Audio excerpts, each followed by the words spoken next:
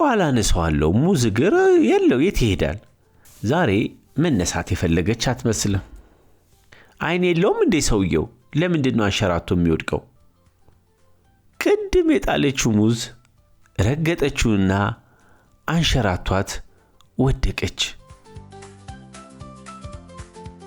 ጆና መማት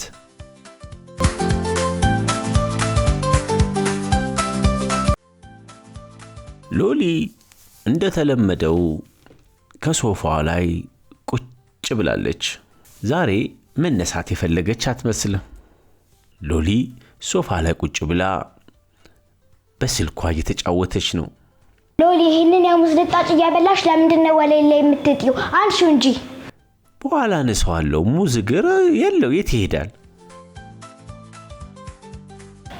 ሎሊ አሁንም ብታነሽ ይሻልሻል ስራ ለበኋላ ማቆየት ጥሩ አይደለም እስቲ ተይኝ እኔ ዛሬ ቁጭ ማለት ነው የፈለኩት ዝም ብዬ ታብሌት ስልክ ቪዲዮ ያየው ቁጭ ማለት ነው የምፈልገው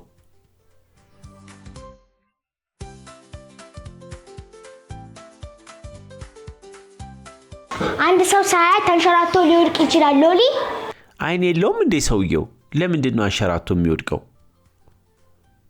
ሎሊ እየሳቀች ስልኳን እያየች ስንፍ ብላ የሰነፍ ቀን እያሳለፈች ነው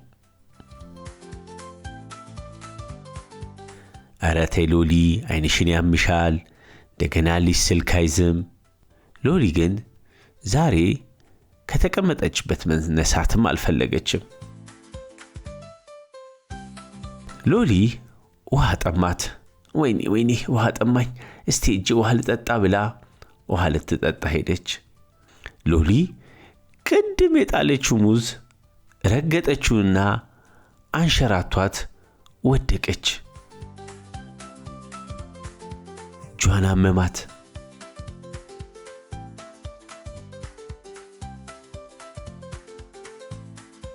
አያሽ ሎሊ ነግሬሽ ነበርኩ ስራ ለበኋላ ማየት እንደሌለብሽ አያሽ አይደል ራስሽ ታንሸራተሽ ወደቅሽ ራስሽ በጣልሽው ሙዝ ወይኔ ራሴን ሁሉ መታኝኮ እጄንም መቶኛል ውይ አረ መቀመጫዬ በሙሉ አልተረፈም አያ ራሴ ጣልኩት ሙዝ አይን የለውም እግር የለውም ስል ራሴን አፈረጠኝ በአሁኑ ነው ያንሹ ደግመሽ ራስሽ እንዳትወድቂ ቅድም አንሹ ስትይም ባነሳው ይሻለኝ ነበር በኋላ ስል ይኸው ራሴ ወደኩኝ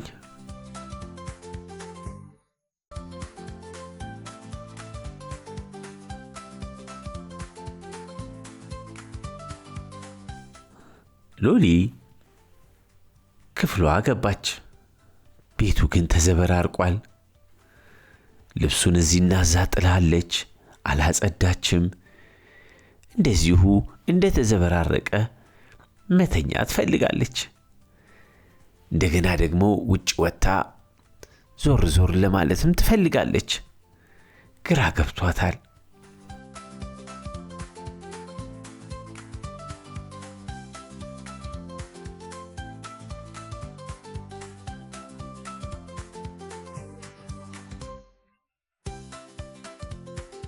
ቁጭ ብላ በመጫወቻው እየተጫወተች ሳለ ሎሊ ምን ይሻላል ዛሬስ እንደ ሰነፍ ልጅ ነው ይሆንኩ ያለሁት በቃ ሰነፍ ያለው ምንም ማድረግ አልችልም ምንም ነገር መስራት አልፈልግም ክፍሉም እንደዚህ እንደተዘበራረቀ ይቀመጥ አለች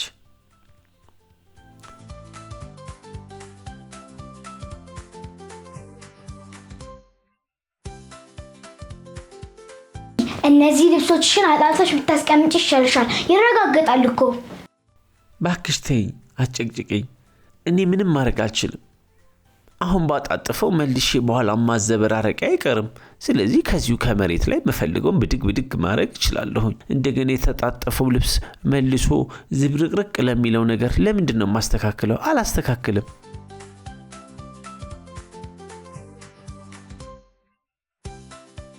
ባሉበት ይሁን በራሱ ጉዳይ አለች ሎሊ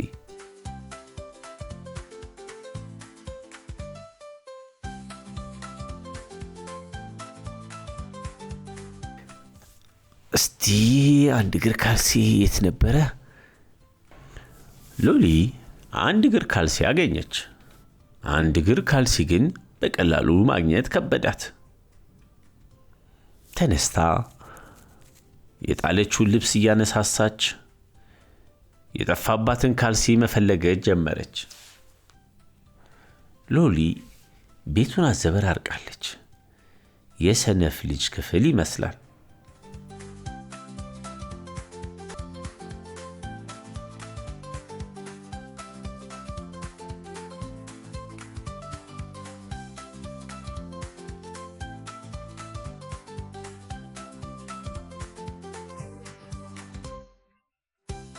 ሎሊ ካልሲውን ስትፈልግ ከላይ የተከማቸው ልብስ ወደቀባት።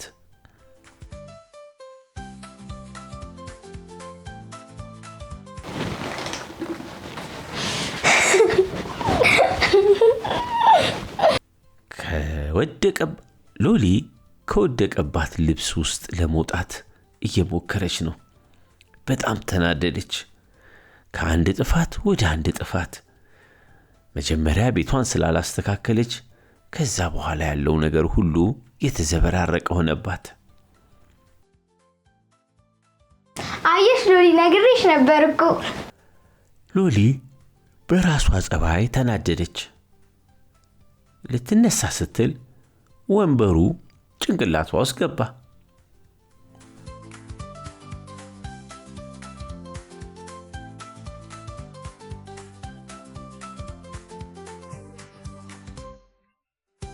ልብስሽን ካወለቅሽ በኋላ በስነ ስርዓት ማስቀመጥ አለብሽ።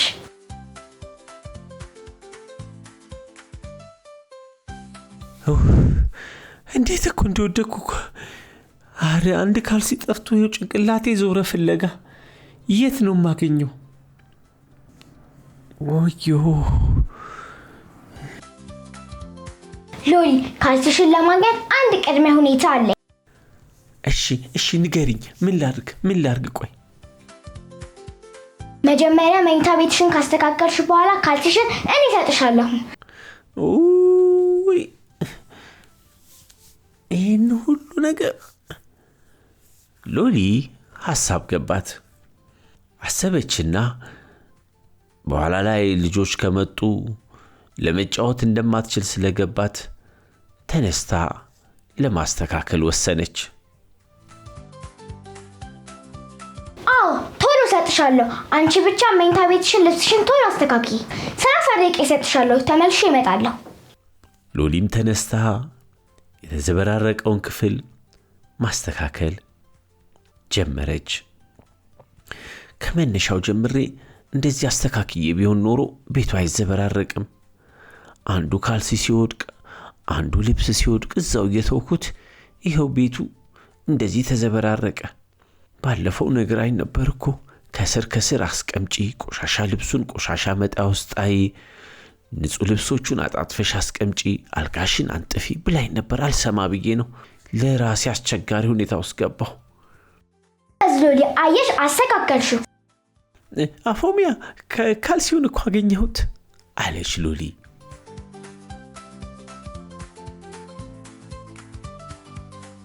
ስላስተካከልሽ የጠፋብሽን ካልሲ አገኘሽ። እውነትሽን ነው። ከትምህርት ቤት ስንመለስ ዩኒፎርማችንን ቀይረን የቤት ልብሳችንን ለብሰን ውጪ መጫወት፣ እንደገና የቆሸሸ ልብስ ካለ ማጠራቀሚያ ውስጥ ማስቀመጥ፣ ቤታችንን ማጽዳት፣ ክፍላችንን ማጽዳት፣ ደብተራችንን በስነ ስርዓት ማስቀመጥ በጣም አስፈላጊ ነው። ጠዋት ከእንቅልፍ እየተነሱ የታለ ዩኒፎርሜ፣ የታለ ደብተሬ ማለት ጥቅም የለውም። እኔ ራሱ ትልቅ ትምህርት ነው የተማርኩት። አመሰግንሻለሁ አፎሚያ። ጊዜ ቃን ካስተካከልን የሚጠፋብን ዕቃ አይኖርም። ስንፍና ጥሩ አይደለም። በቃ አሁን እንደውም እዚህ ቁጭ ብዬ እንደ ሰነፍ ልጅ ስልክ ከማይ ውጭ ወጥቼ ኳስ ከጓደኞቼ ጋር እጫወታለሁ። በቃ አብረሽን ትሄጃለሽ አንቺም። ነይ እንሂድ አለችና ሎሊ አብረው ተያይዘው ኳስ ሊጫወቱ ወጡ። ሉምባ ምን አስቦ ነው ኳስ ተጫዋች ብሎ ኳሱን ያቀበላት?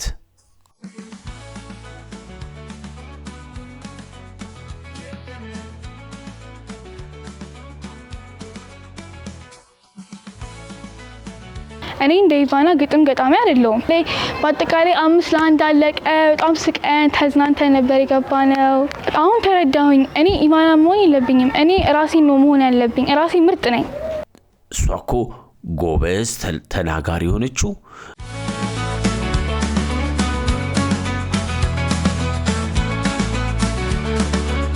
ሀገሬ ስምሽ ባለም ክብር ኢትዮጵያ ወይኔ ጠፋብኝ። እነ ኢቫና ግጥም ለማንበብ እየተለማመዱ ነው። ሉምባ ባጠገባቸው አለፈ። ግጥም ውድድር አላችሁ እንዴ? ግጥም ለማንበብ እየተለማመዳችሁ ነው? በጣም ጥሩ ነው፣ በጣም ጥሩ ነው። እንዴ ግን ምን ሆነሽ ነው? የፈራሽ ትመስያለሽ። ድምጽሽም በጣም ይርገበገባል። ምንድን ነው የምትንቀጠቀጪው? አለ ሉምባ። ኢቫና እንደምትናገረው እኔ መናገር አልችልም። እሷ ስትናገር እንደ ንግስት ነው የምታወራው። እኔ ከሰው ፊት ሁኜ መናገር አልችልም። ድምጼ ይጠፋብኛል። አይ እንደሱ እኮ አይደለም። ሁሉም ልጅ የራሱ ተሰጥኦ አለው እና ደግሞ አንድ ነገር የሚሰጥሽ የቤት ስራ አለ። እሱን ከሰራሽ በጣም ጎበዝ ሆነሽ የራስሽን ነገር ማቅረብ ትችያለሽ አለ ሉምባ። እኔ እንደሷ ጎበዝ አይደለሁም። እንደሷ መናገር አልችልም። አሁን የሚሰጥሽ 3 ፈተናዎች ናቸው።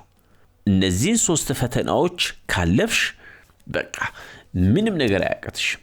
ቆይ መጣሁ ጠብቂ። ሉምባ ሄዶ ኳስ ይዞ መጣና እንኪ ይህን ኳስ ተቀበያዥ በደንብ።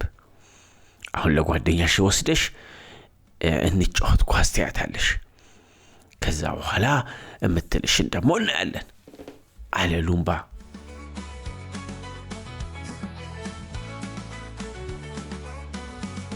ግን እስኮ እሷ ግጥም እያነበበች ነው።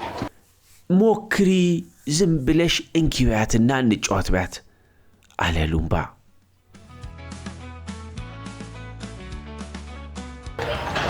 ኢትዮጵያ ሀገር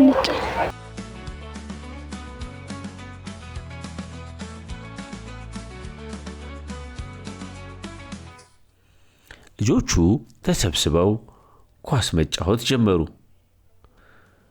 በቡድን ተከፋፍለው እየተጫወቱ ነው።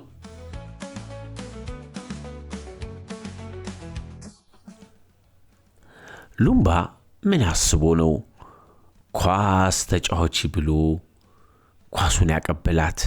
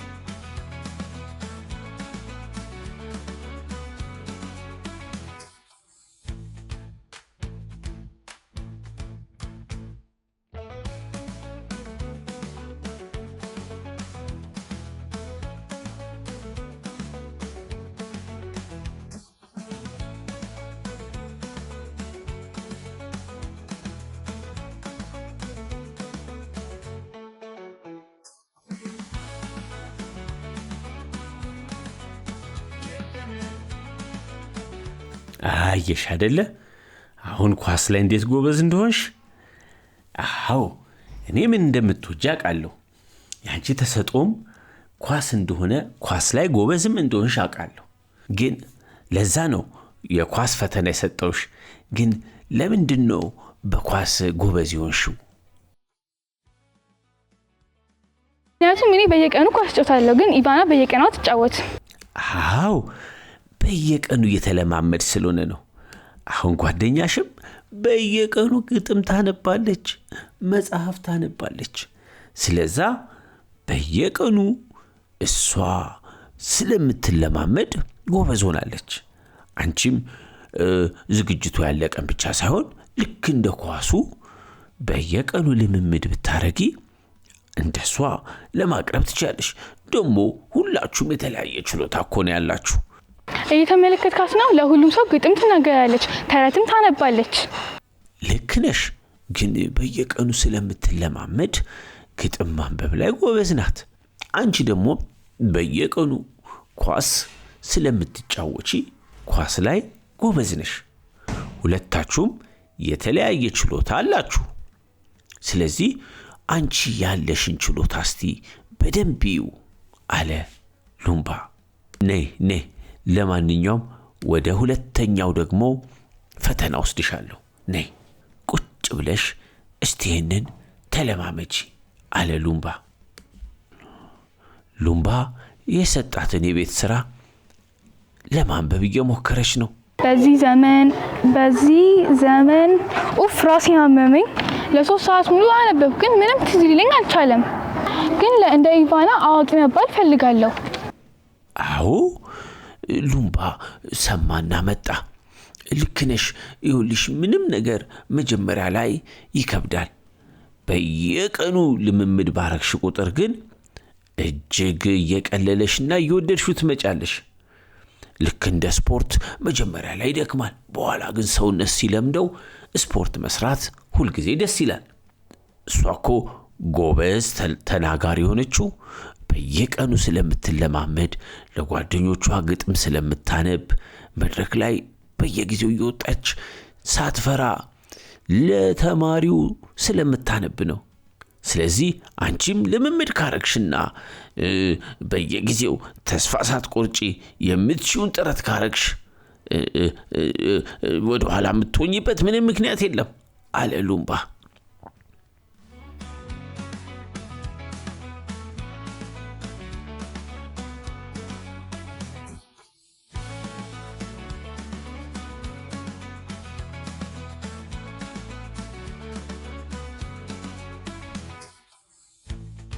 ሉምባዬ እሷ እኮ ግጥም እያጠናች ነው። ግን እኮ እኔ በየቀኑ ኳስ እጫወታለሁ፣ ግን ኢቫና በየቀኑ አትጫወትም።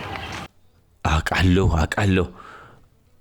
ስለምታውቂው ነገር መናገር በጣም ቀላል ነው። እሷ ብዙ ስላነበበች የራሷም ግጥምና ስነ ጽሑፍ ልታቀርብ ትችላለች። አንቺ ደግሞ እዛ አካባቢ ላይ ብዙ ልምምድ ካላረግሽ በየቀኑ ስለ ኳስ ከሆነ ልምምድ ያረግሽው ስለ ኳስ አውሪ። እንዴት እንዳሸነፍሽ፣ ስንት ሰዓት ጠዋት ተነስተሽ ስፖርት እንደምትሰሪ፣ በቀን ስንት ሰዓት እንደምትጫወቺ፣ ምን ያህል ጎል እንዳገባሽ፣ እንደዛ ያልሽ የምታውቂውን ነገር ስትናገሪ መፍራት ታቆሚያለሽ። የግድ እሷ ግጥም ስላቀረበች አንቺ ግጥም ማቅረብ የለብሽም። የምታውቂው ነገር ላይ ጎበዝ መሆን ነው፣ በምትችው ነገር መሞከር ነው አለ ሉምባ።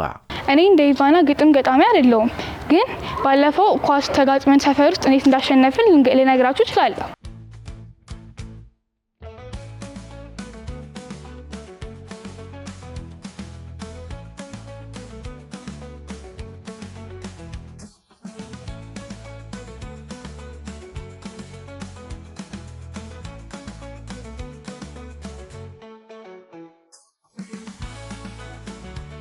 በአጠቃላይ 5-1 አለቀ።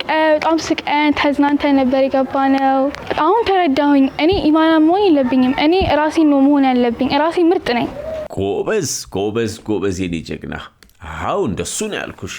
በምትወጂው ነገር ላይ ጠንክረሽ መስራት፣ በምትወጂው ነገር ላይ ጠንክረሽ ስትሰሪ ትልቅ ደረጃ ትደርሻለሽ። ይሄ ነው የሚያስፈልገው። አንዳንዱ ሙዚቃ፣ አንዳንዱ ስዕል፣ አንዳንዱ ግጥም፣ አንዳንዱ ስነ ጽሑፍ፣ አንዳንዱ ድራማ፣ አንዳንዱ ስፖርት ሊሆን ይችላል። ሁላችሁም ያላችሁ ችሎታ ላይ ጊዜያችሁን በመመደብ ጊዜ በመስጠት በመሞከር በየጊዜው ልምምድ በማድረግ ትልቅ ደረጃ መድረስ ትችላላችሁ። አዎ የግድ ስዕል ጎበዝ የሆናችሁ ልጆች ሙዚቀኛ ካልሆንኩ ማለት የለባችሁ። ሙዚቃ ላይ ደግሞ ጎበዝ የሆነ ልጅ ኳስ ተጫዋች መሆን አለብኝ ማለት የለበትም። ሁሉም ያለውን ችሎታና ስጦታ ካሳደገ ትልቅ ደረጃ መድረስ ይችላል አለ ሉምባ። በይ እንሂድ አለ ሉምባ።